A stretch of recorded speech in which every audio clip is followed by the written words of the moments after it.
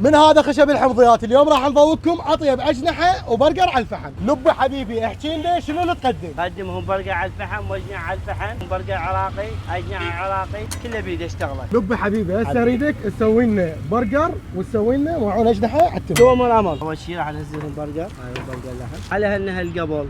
نار هذا مو نار قويه ولا على الباور، هيك نار هذه يعني تهفي بيدك. هذا في بيدي.